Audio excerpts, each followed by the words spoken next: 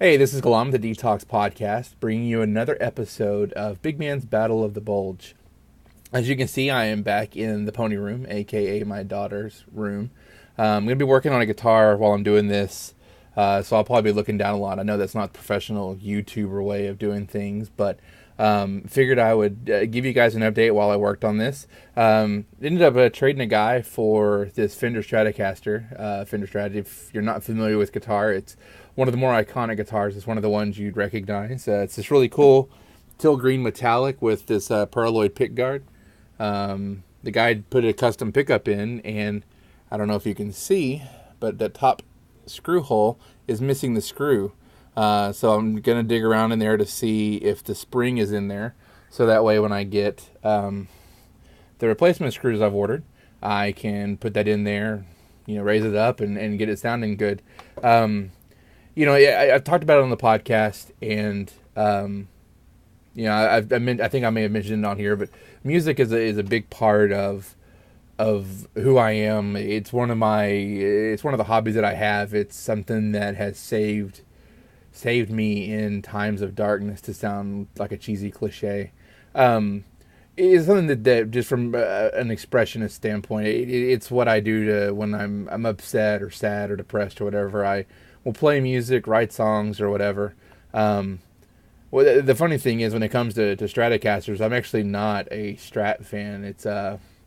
I've owned a lot. If I've owned, of all the guitars that I've owned, the most have been Fender Stratocasters. But I love the way they sound. I always tell everyone, if you're familiar with the Pearl Jam song Yellow Ledbetter, the start of that song is the epitome of Strat, and it sounds so awesome. But I'm not a fan of the way that almost everyone plays. The ones that I have been fans of, or a fan of, have been I had to sell for whatever reason. Maybe I wanted to fund another guitar purchase. But you're not here to listen to guitar talk, even though that's what I'm going to be doing while I'm doing this. You guys are here, hopefully, to listen to me talk about weight loss. So I forget what week I'm on now, to be honest. I think I'm starting week 8. This is my 8th week, maybe 7th week of doing the keto diet. For those of you that aren't familiar or haven't watched other episodes, the ketogenic diet is a low-carb, high-fat diet where you aim to have 5% of your calories come from carbs, and that's net carbs after fiber, and about 35 or so percent coming from protein, and the rest coming from fat. Now, that doesn't mean that you have to sit there and eat. I think I get like 160-something grams of fat a day. You don't need to eat all that. You eat till you're full. If you don't eat calories, that's fine. Fat and protein help keep you satiated a little bit longer than carbs do. I guess in a way they're more calorie dense, so you can eat less, get more calories, feel full longer, all that fun stuff. At this point in time, I have hit the 26.5 pounds loss stage. Again, when I first started, I lost 20 pounds pretty quick. And these last 10 pounds or so have not been anywhere near as fast. But, that's not discouraging. Ultimately, if you were to tell, someone that wasn't on some crazy, like 600-pound life, 1,000-calorie diet, that, hey, in 2 months you're going to lose over 10 pounds a month, most people would be ecstatic about that. And especially as full as I've been and as satisfying as some of the meals that I've had. My mom lives with us. So if you haven't listened to the podcast, my mom lives with us, takes care of our daughter. Really fortunate to have that situation, especially because my daughter's not in school yet. And then next year when she starts school, it'll be even more advantageous for us.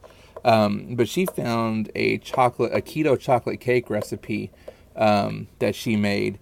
It needs a little bit more sweetener in it. I think she may have gone a little conservative on the erythritol, which is a sweetener that a lot of keto people use for its low glycemic index. I could be very, very wrong about some of this keto stuff.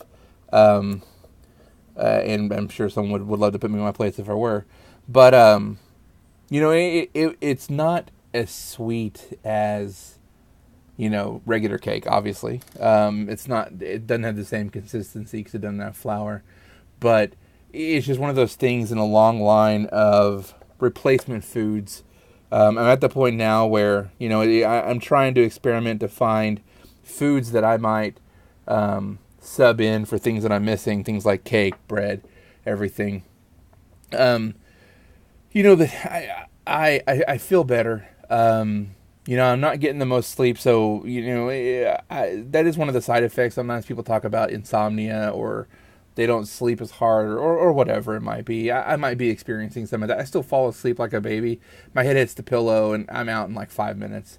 Part of it's I'm only getting 6 hours of sleep a night because we stay up later than we should. But from a health perspective, I feel more energetic. And part of it's the weight loss. I have less of an issue with stairs, and my clothes are fitting looser, and all that's really cool. I think the focus of this episode, and what I'd like to talk most about, is when we're on a diet, when fat people like me diet, and obviously I don't speak for everybody, so I guess I should say when I diet. In the past, I have the hiccups now. In the past, I would celebrate a 10-pound loss by going and junking out, by saying, "Oh, I deserve this. I've earned this. I can have a treat." And that mindset is one that will get me right back to where I was. Now, granted, I'm not eating carbs and stuff, but if I'm like, you know what, I'm going to have carbs tonight, it's okay, because I've lost 26 pounds, and I can do that, and it'll be okay. That's not necessarily the right attitude to have. Now, one interesting thing, a couple weeks ago, on a Sunday, my wife and I went to a Mexican food place. If you're in the DFW area, it's Mexican Inn. They have awesome chips. Like their chips, when they're fresh and warm, are really, really good. I decided to have a bowl of chips and salsa, and then we had leftover cake from a friend's wedding, and I decided to have cake. I decided to purposely kick myself out of ketosis to see how long would it take me to recover from a major ingestion of carbs, putting myself back into, not doing ketosis and all that fun stuff. It took me about 36 hours to get back into ketosis. The chips didn't taste as good. The cake was delicious. It was interesting. I'm going to leave this because it's getting a little more complicated than I'd want it to be. It's, and I realize that it's really easy to say, well, I'm already out of ketosis, so I might as well have these chips, and then I might as well have this bread. I might as well have a bowl of cereal, and next thing you know, I've undone. I've introduced carbs back into my body, and that's one of the things I have to realize is when I do introduce carbs back into my life, I will gain weight. People think, oh, I've dieted and I've lost all this weight, I can go back to eating normal and I'm going to keep it off because I've learned my lesson. And no, it's your body reacts differently once you reintroduce foods that you've taken away. And of course, people that are smarter and have more experience can explain that better. But ultimately, I feel good when I do decide to have something like that cake or whatever. It's a very calculated decision. I had a point when I started all this, and essentially I think that point was, I can't get caught up in the success and think that I am anywhere close to done. As I mentioned, I think in the last video, I was close to 400 pounds when I started this. Losing 26 pounds is a drop in the bucket. My goal weight is 20 pounds, or 220 pounds. Wow, I'd be anorexic, or I'd be like a skeleton. Is 220 pounds. I would like to drop down to 200 pounds, gain 20 pounds of muscle, and then get back. I'm almost 6'2". I have a pretty broad frame. I at one point, my lowest, I was 185 pounds, and I was just a little too thin. But if I want to reach 220 pounds, I still have 140 pounds to go. That's a lot. That's an entire person. Or at least, that's an entire person, male or female, depending on how the size of them. That's incredibly daunting, but it helps me keep the goal in focus, the end, the finishing line, that's the word, in focus, that it's great. I need to celebrate. I need to acknowledge that I've lost 20-something pounds. I've gone down a size in my pants, actually maybe even 2 sizes in my pants. I have a pair of pants, let's try those on.